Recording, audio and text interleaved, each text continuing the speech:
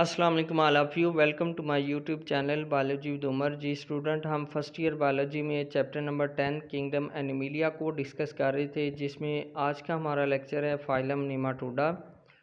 इस लेक्चर में हम फाइलम नेमाटोडा के इंट्रोडक्शन और फाइलम नेमाटोडा में साइज़ की बेस पे डिफरेंट लिविंग ऑर्गेनिज्म में डाइवर्सिटी या variety, body structure, organ system, example और इकोनॉमिकल इम्पोर्टेंस के हवाले से बात करेंगे। तो फर्स्टली इंट्रोडक्शन है। नेमाटोडा का मतलब है पॉइंटेड एंड्स।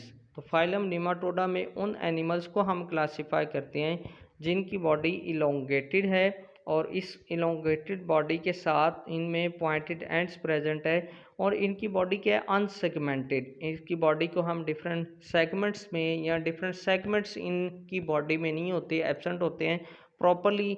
इसमें इलोंगेटेड बॉडी है जो कि पॉइंटेड एंड्स के साथ प्रॉपरली इसमें ऑर्गेनाइज होती है, अनसेगमेंटेड बॉडी है।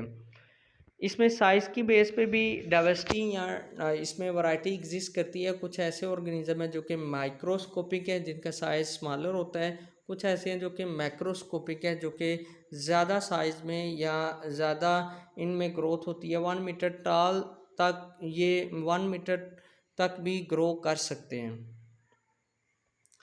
नेक्स्ट लोकोमोशन है। फाइलम नेमाटोडा में जितने भी ऑर्गेनिज्म हैं उनमें अंडुलेटिंग मूवमेंट होती है। अंडुलेटिंग मूवमेंट क्या है कि इनमें मसल्स की कॉन्ट्रैक्शन और रिलैक्सेशन की वजह से मूवमेंट होती है। अंडुलेटिंग मूवमेंट को आप समझने के लिए एक तरह से ये भी कह सकते हैं, क्रॉलिंग टाइप की मूवमेंट को हम अंडुलेटिंग मूवमेंट कहते हैं, कि इसमें प्रॉपर कोई लोकोमोटरी ऑर्गन प्रेजेंट नहीं होता, लेकिन ये मसल्स की वजह से मूव कर सकते हैं। और इनमें मसल्स 4 बैंड्स की फॉर्म में अरेंज होते हैं, जिसमें डॉर्सोलेटरल है और 2 वेंट्रोलेटरल या 2 डॉर्सल साइड पे प्रेजेंट होते हैं और 2 वेंट्रल साइड पे प्रेजेंट होते हैं, और ये मिल के 4 बैंड्स बनाते हैं। और इन 4 बैंड्स की वजह से इनमें लोकोमोशन होगी या इनमें मूवमेंट होगी। और इनमें बॉडी स्ट्रक्चर की बेस पे इनमें ट्रिप्लोब्लास्टिक ऑर्गेनाइजेशन है। ट्रिप्लोब्लास्टिक ऑर्गेनाइजेशन आपने पढ़ा हुआ है कि ऐसी ऑर्गेनाइजेशन जिसमें 3 जर्म लेयर्स प्रेजेंट है, एक्टोडर्म, मेसोडर्म और एंडोडर्म। और इनमें सूडोसिलोमेट्स प्रेजेंट है। सूडोसिलोमेट्स क्या है? False body cavity. False body cavity का मतलब क्या है कि जिसमें ऐसी सिलोम प्रेजेंट हो जो कि सिलोमिक एपिथेलियम से लाइंड नहीं होती या डिफ्रेंशिएटेड नहीं होती।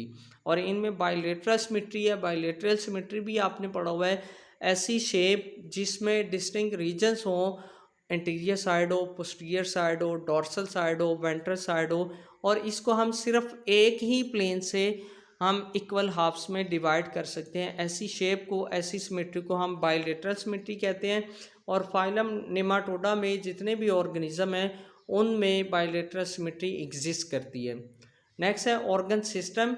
इनमें ऑर्गन सिस्टम कुछ स्पेशलाइज्ड होते हैं, कुछ में प्रॉपर डेवलपमेंट होती है, कुछ इसमें एब्सेंट होते हैं। जिस तरह डाइजेस्टिव सिस्टम की अगर हम बात करें तो वो प्रॉपरली एलिमेंट्री कैनाल की फॉर्म में इसमें एग्जिस्ट करता है। एलिमेंट्री कैनाल का मतलब ये है कि प्रॉपर इसमें माउथ रीजन से एंट्री ऑफ फूड होगी और डिफरेंट पार्ट से डाइजेशन होने के बाद ये प्रॉपरली एनएस के ज़रिए रिमूवल ऑफ वेस्ट प्रोडक्ट या नाइट्रोजनस वेस्ट को एनएस रीजन से रिमूव किया जाएगा।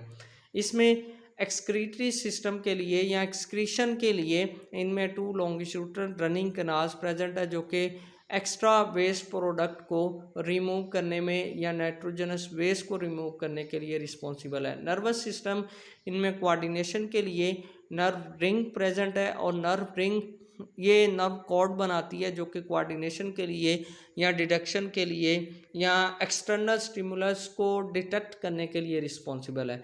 इसमें एक एमसीक्यू आता है, इसमें सेंसरी पेपिली प्रेजेंट है जो कि एंटीरियर लिप या एंटीरियर एंड पे प्रेजेंट होता है। इसका काम भी कोऑर्डिनेशन के लिए या एक्सटर्नल स्टिमुलस को डिटेक्ट करने के लिए रिस्पॉन्सिबल है।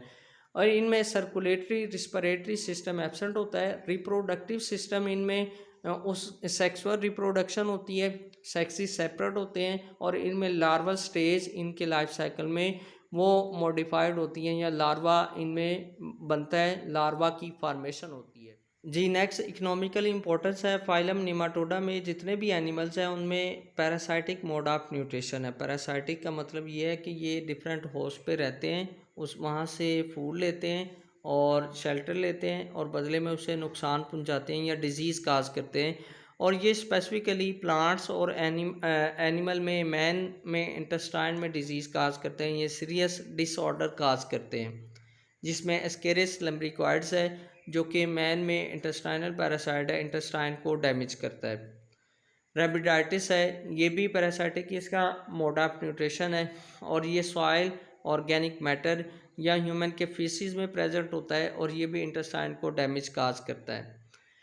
एंटेरोबियस वर्मिकुलरिस है, इसे हम पिन वर्म भी कहते हैं और ये कॉस्मोपोलिटन है। कॉस्मोपोलिटन का मतलब ये है ऑल ओवर दी वर्ल्ड ये ह्यूमन की इंटेस्टाइन को अफेक्ट करता है। मोस्ट कॉमनली ये यूरोप और अमेरिका में प्रेजेंट होता है और ये स्पेसिफिकली ह्यूमन के सीकम, क्लोन या अपेंडिसिक पार्ट को डैमेज करता है, उसमें डिजीज़ काज करता है। ये पार्ट्स किसके हैं? लार्ज इंटेस्टाइन के। तो आप ये भी कह सकते हैं वर्मिकुलरस ये लार्ज इंटेस्टाइन का पैरासाइट है और इसकी वजह से इचिंग ऑफ एनस होगी और इसकी वजह से लार्ज इंटेस्टाइन के म्यूकस मेम्ब्रेन में इन्फ्लेमेशन होती है और इन्फ्लेमेशन की वजह से लॉस ऑफ एपेटाइट या इंसोमोनिया या डिसऑर्डर ऑफ स्लीप रूटीन आप कह सकते हैं वर्मिकुलरिस की वजह से होती है।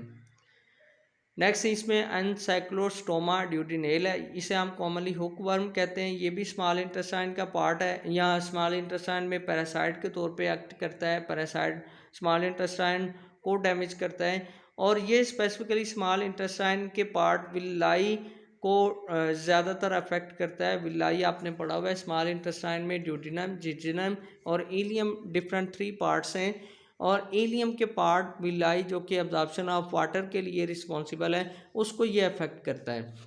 और इस फीडिंग के दौरान या इस पैरासाइटिक मोड ऑफ न्यूट्रिशन के दौरान ये एंटीकोगुलेंट केमिकल रिलीज़ करता है, जिसकी वजह से ह्यूमन में एनीमिया की डिजीज़ होती है या ब्लड डेफिशिएंसी होती है। और एनसाइक्लोस्टोमा ड्यूटिनेल पैरासाइट की वजह से मेंटल ग्रोथ भी रिटार्ड हो सकती है या स्टॉप हो सकती है।